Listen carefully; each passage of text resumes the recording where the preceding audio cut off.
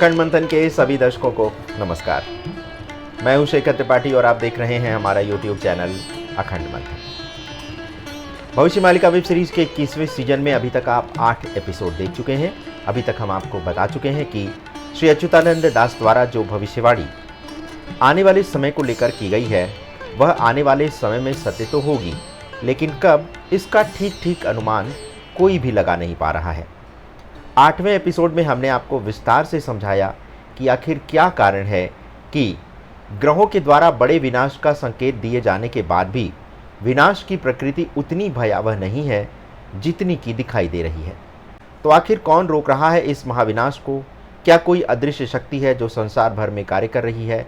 क्या अभी इन भविष्यवाणियों के माध्यम से मात्र विनाश की चेतावनी देकर ईश्वर मनुष्य को सही मार्ग पर लाने का प्रयास कर रहा है? लेकिन अगर मनुष्य ऐसा करने पर भी सही मार्ग पर नहीं आया तो क्या वास्तव में विनाश की होने वाली प्रकृति बताए जाने की अपेक्षा कहीं अधिक भयावह होगी? तो 9वें एपिसोड में आपको कुछ ऐसी ही भविष्यवाणियों की ओर ले चलते हैं जो कि 2025 से 2032 तक की समयावधि के लिए की गई हैं। तो भविष्य मालिका के अनुसार तो युग परिवर्तन का जो समय है वो 2020 से ही आरंभ हो चुका है और उस समय फैली कोरोना नाम की महामारी ने आने वाले समय की चेतावनी तो दे ही दी थी। अब स्वयं सोचिए कि जब चेतावनी इतनी भारी थी तो जब वास्तविक घटनाएं घटनी आरंभ होंगी तो क्या हाल होगा, ये कल्पना करके ही सिहरन सी हो जाती है।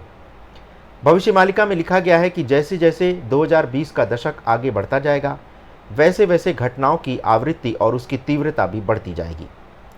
जैसे अचानक होने वाली दुर्घटनाओं की संख्या बढ़ने लगेगी। अभी पिछले सप्ताह ही नेपाल में जो विमान दुर्घटना हुई है वह ऐसी ही आकस्मिक दुर्घटना थी जिसके बारे में किसी ने सोचा भी नहीं था, क्योंकि यहाँ तो विमान टेक ऑफ ही किया था और पूरी तरह से उड़ना आरंभ भी नहीं किया कि पलट गया और उसमें आग लग गई जिसमें 18 लोगों की मृत्यु हो गई। आखिर ये घटना क्या संकेत देती है? भारत में भी कई वायुयान की इमरजेंसी लैंडिंग करानी पड़ रही है और ये घटनाएं बहुत जल्दी हो रही हैं, लेकिन पहले ऐसी घटनाएं कभी कभार ही सुनने को मिलती थीं। तो एक प्रकार से अगर भविष्य मालिका में लिखी बातों पर यदि आप विश्वास करते हैं तो आने वाले समय में भी इसी प्रकार की आकस्मिक दुर्घटनाओं में वृद्धि होने की बहुत आशंका है। भविष्य मालिका ग्रंथ में ऐसी घटनाओं को अज्ञात मृत्यु की श्रेणी में रखा गया है। इसे भविष्य मालिका में गुप्त मारूड़ी के नाम से भी जाना जा रहा है। इन दोनों ग्रंथों में वर्णित इस लीला का अर्थ ये है कि कली के 5122 वर्ष पूरे होने के बाद जो विनाश लीला आरंभ होगी उसके पहले चरण में गुप्त मृत्यु होने लगेगी। इसका सीधा सा अर्थ यह है कि मनुष्य की बड़ी जनसंख्या पर एकाएक आक्रमण नहीं होगा, बल्कि पहले के चरण में आकस्मिक होने वाली मृत्यु से महाविनाश का आरंभ होगा और प्रारंभ में बिना किसी महामारी के लोगों की मृत्यु होने लगेगी।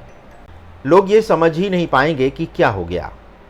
आपको अपने आसपास भी ऐसी कई घटनाएं देखने को मिलेंगी जिसमें आपको पता चलेगा कि एक चलता फिरता स्वस्थ मनुष्य भी काल के गाल में समा गया।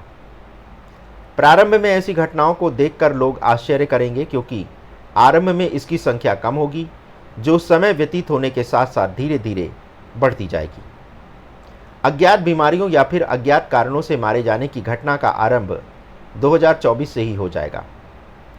आश्चर्य वाली बात तो यह है कि डॉक्टर भी इस बात का पता नहीं लगा पाएंगे कि मृत्यु का वास्तविक कारण क्या है। कहा जा रहा है जैसे फूलों के गुच्छे एक साथ बंधे होते हैं वैसे ही मानव भी गुच्छों के रूप में लय होकर मृत्यु के मुख में समाने लगेगा। इस घटना का प्रमाण भी उत्तराखंड के हरिद्वार के निकटवर्ती गांव में 2023 में ही मिलने लगा था। तब यहाँ पर एक रहस्यमयी बुखार के कारण कई लोगों की मृत्यु होने के समाचार मिले थे।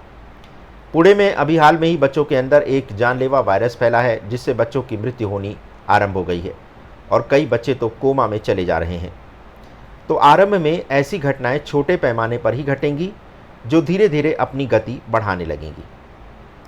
जैसा कि भविष्य मालिका में लिखा है कि महामारी फैलने का आरंभ भारत के उत्तर दिशा से होगा और उत्तराखंड भी उत्तर दिशा में ही पड़ता है। तो वैसे तो यहाँ पर कई रहस्यमयी बीमारियाँ फैलने के समाचार सुनने को मिलते ही रहते हैं, लेकिन धीरे धीरे ऐसी महामारियों की आवृत्ति बढ़ने लगेगी। जैसा कि भविष्य मालिका में लिखा है कि जिस समय 25 का अंक होगा यानी 2025 आएगा, शनि मीन राशि में कलिकाल का अंतिम गोचर कर रहे होंगे, तब प्रभु के भक्तों की शक्ति और कला का प्रत्यक्ष प्रकाश होगा। उस समय इन्हीं के द्वारा असंख्य लोगों को सुरक्षित स्थानों पर ले जाया जाएगा, क्योंकि चैत्र मास के 13वें दिन से लाखों की संख्या में लोग मरने लगेंगे। इसका सीधा सा अर्थ ये है कि यदि भविष्य मालिका की गणना पर विश्वास किया जाए तो 2025 में जब चैत्र नवरात्र आरंभ होंगे तो उसकी त्रयोदशी तिथि से ही मृत्यु का महातांडव आरंभ हो जाएगा। किंतु इसी दौरान भक्तों के साथ भगवान की लीला भी आरंभ हो जाएगी, क्योंकि भगवान की प्रेरणा से ही भक्त लोगों को सुरक्षित स्थानों पर पहुंचाना आरंभ कर देंगे। अब एक प्रश्न ये उठता है कि आखिर ऐसा क्या होने वाला है कि लोगों को सुरक्षित स्थानों पर पहुंचाना पड़ेगा। तो यदि इस संकेत का अर्थ समझा जाए तो ज्ञात होता है या तो कोई ऐसी प्राकृतिक आपदा आने वाली है जिसमें से लोगों को सुरक्षित स्थानों पर ले जाना पड़े, या फिर किसी विशेष क्षेत्र में ऐसी कोई महासंक्रामक बीमारी फैल जाए जिसमें लोगों को संक्रमण से बचाने के लिए स्थान परिवर्तन करना पड़े। जो भी ये बात है वो सत्य है, क्योंकि दोनों ही परिस्थितियों में मनुष्य को अपने प्राण बचाने के लिए हर प्रकार के प्रयास करने ही होंगे। इसके बाद आपको बताते हैं आगे की कथा। तो भविष्य मालिका में लिखा है कि जब कलयुग का 5128वां वर्ष आरंभ होगा तो कल्कि भगवान उत्कल यानी ओडिशा से महासंग्राम का आरंभ करेंगे। यदि समय की ठीक ठीक गणना की जाए तो ये समय 2026 के चैत्र नवरात्र के आसपास का रहेगा और इसी दौरान महाप्रभु अपनी संहार लीला का पहला चरण आरंभ करेंगे। 2026 में ही चैत्र मास के बाद जो आषाढ़ मास आएगा उस समय एक आश्चर्यजनक घटना घटेगी। लिखा गया है कि 2026 के आषाढ़ माह में ही पुरी के संबलपुर के पारादीप क्षेत्र के मध्य आसमान से मछलियों की वर्षा होगी। जब मछलियों की वर्षा होगी तो उस दौरान खेतों में खड़ी फसलों को भारी क्षति पहुंचेगी। ये वह समय होगा जब खेतों में खड़ी फसलों को पहुंची हानि के कारण 2026 में अचानक से अनाज के उत्पादन में कमी आएगी और यहीं से भूखमरी का पहला चरण आरंभ होगा। ये भी लिखा गया है कि ये समय वो होगा जब रुपए से अनाज नहीं मिलेगा। इसका सीधा सा अर्थ ये है कि रुपए की कीमत घट जाएगी और सबसे कीमती वस्तु अनाज होगी। अभी जो लोग बैंक में पैसा रखकर अमीर बने बैठे हैं उन सब की अमीरी में सेंध लग जाएगी और इस समय किसान जो अनाज का उत्पादक है वही सबसे अमीर व्यक्ति होगा, क्योंकि उसके पास पेट भरने के लिए अनाज होगा। तो दर्शकों, आज के एपिसोड में बस इतना ही।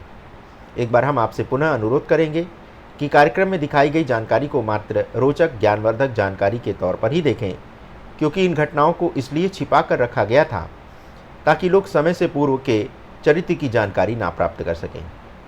किंतु अब सोशल मीडिया का समय है तो हर छोटी से छोटी बात भी जंगल में आग की तरह फैल जाती है।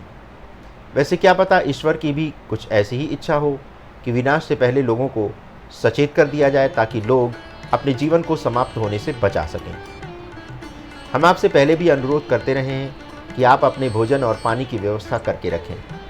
पानी के लिए संभव हो तो एक हैंडपंप अवश्य लगवाएं, क्योंकि यदि बिजली व्यवस्था फेल होती है तो भूमि से जल निकालने के लिए हैंडपंप सबसे कारगर उपाय रहेगा।